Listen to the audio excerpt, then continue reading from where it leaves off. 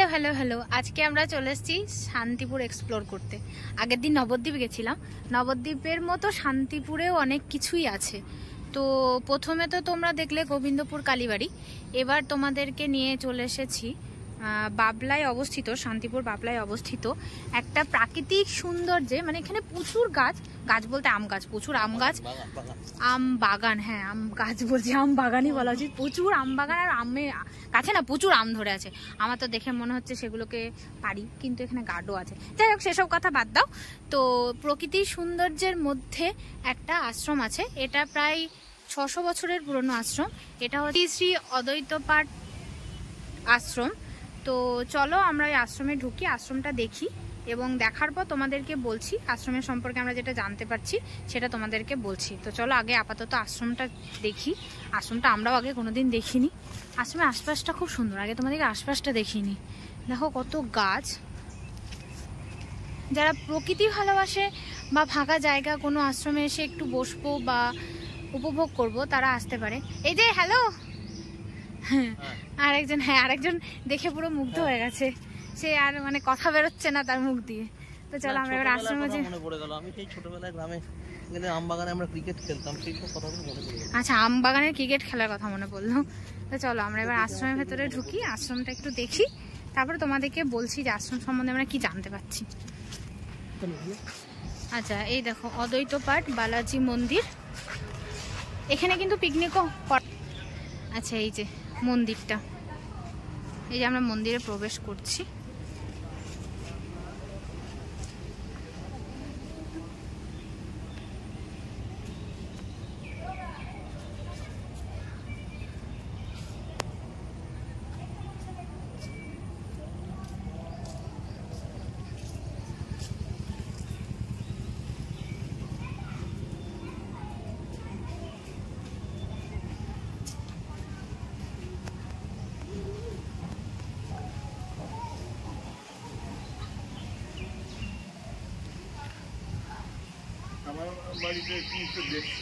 আচ্ছা, মন্দিরের মানে প্রবেশ করার আগে আমরা তোমাদেরকে আগে আশপাশটা দেখিনি, তারপরে মন্দিরের ভেতরে প্রবেশ করব। মন্দিরের আশপাশটা প্রচুর সুন্দর, চারিদিকে সবুজ আর সবুজ। আমার খুব ভালো লেগেছে জায়গাটা, শান্তিপূর্ণ পরিবেশ।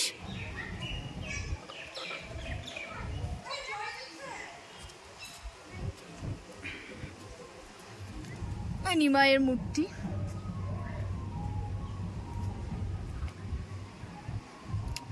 চলো দেখি আগে ওইদিকে ওই মন্দিরে কি আছে, তারপরে মেন মন্দিরটায় আমরা যাব।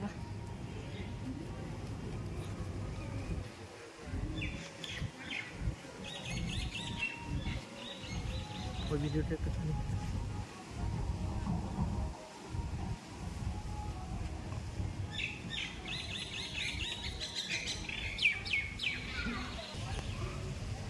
চলো আমরা ওই মন্দিরটা দর্শন করি।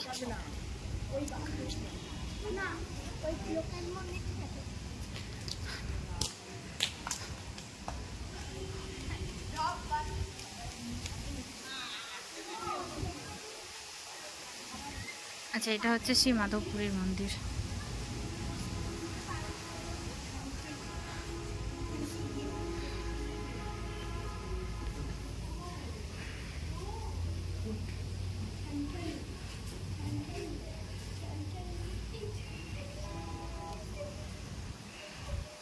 আর যে পিছন দিকটা, চারিদিকটা খুব সুন্দর, প্রচুর সবুজ, প্রচুর গাছ, খুব ভালো লাগছে চারিদিকটা, আসলে খুব ভালো লাগবে।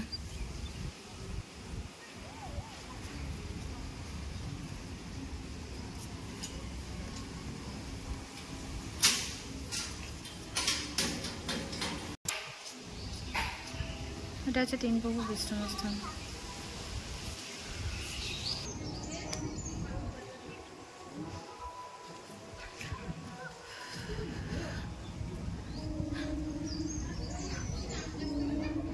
এটা হচ্ছে নাট মন্দির, এই যে সবাই বসে আছে, আর এইটা হচ্ছে মেন মন্দির।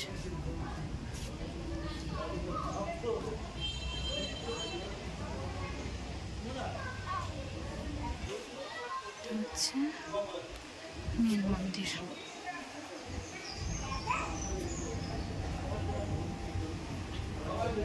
হচ্ছে মেন মন্দির, গর্ভগৃহ। আচ্ছা, এই এই বাবলা পাঠ হচ্ছে অদ্বৈত পাঠ।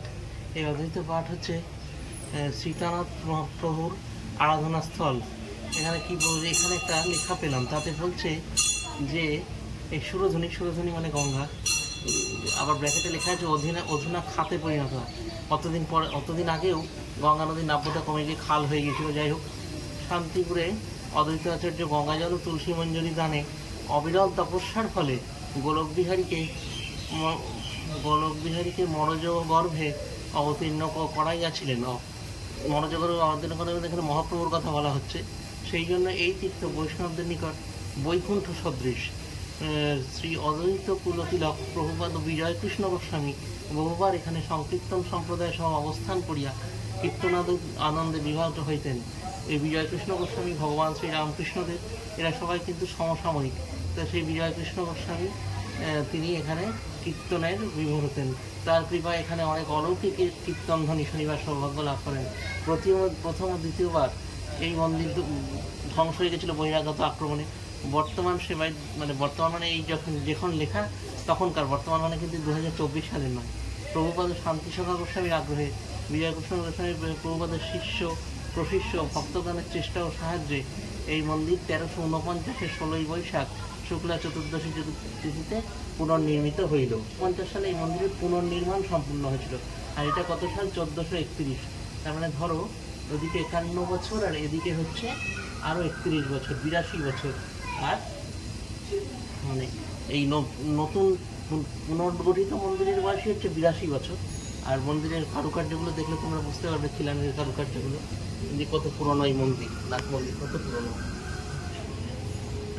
আচ্ছা চলো, এবার আমরা তোমাকে জেনার মন্দিরে এসেছি, এনাকে দর্শন করাই। এনাকে তোমরা দর্শন করো। এই যে ওনার মূর্তি, ছোট্ট বাচ্চা।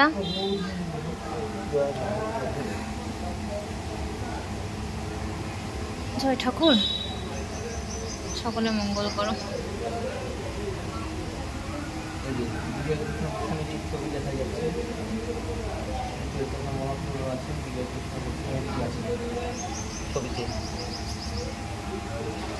ছবিতে যাকে লাঠি হাতে দাড়িওয়ালা যাকে দেখা যাচ্ছে উনি হচ্ছেন পূজনীয় বিজয় গোস্বামীজি। দেখো মন্দিরের চারিপাশটা, চারিদিকটা শুধু সবুজ প্রকৃতি। তো চলো আমরা একটা মন্দিরটাকে পরিক্রমা করে নিই। হরে কৃষ্ণ হরে কৃষ্ণ,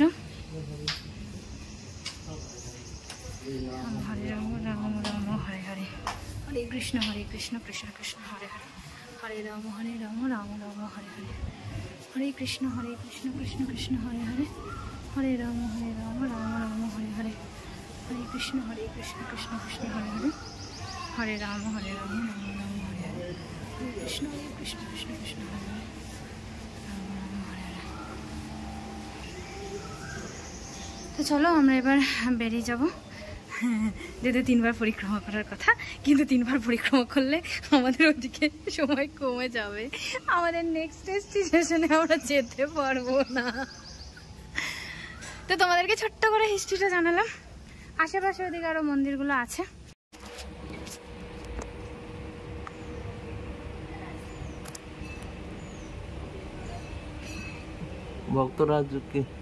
ভক্তরাজ কেলে কুকুরের নির্দেশে মহাত্মা বিজয়কৃষ্ণ গোস্বামী প্রভু এই স্থান থেকে শ্রী শ্রী অদ্বৈত প্রভুর নামাঙ্কিত বগ্না খড়ম ও কমণ্ডলু পাইয়া উহা শ্রীমন্দিরের বেদিতলে প্রথিত করিয়া রাখিয়া দেন। তাহারই স্মৃতিস্বরূপ এই মন্দির। এটা হরিদাস ঠাকুরের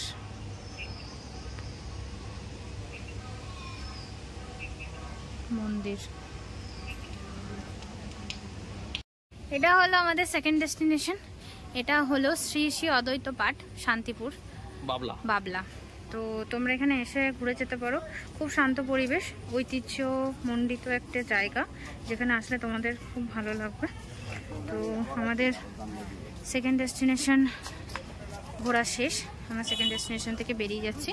তো তোমাদের যদি ভিডিওটা ভালো লেগে থাকে তাহলে লাইক, কমেন্ট, সাবস্ক্রাইব, শেয়ার করো। আপাতত টাটা। তো আমরা এবার থার্ড ডেস্টিনেশনের দিকে যাচ্ছি। তো চলো আমরা যাই, তোমাদের সঙ্গে পরে কথা হচ্ছে।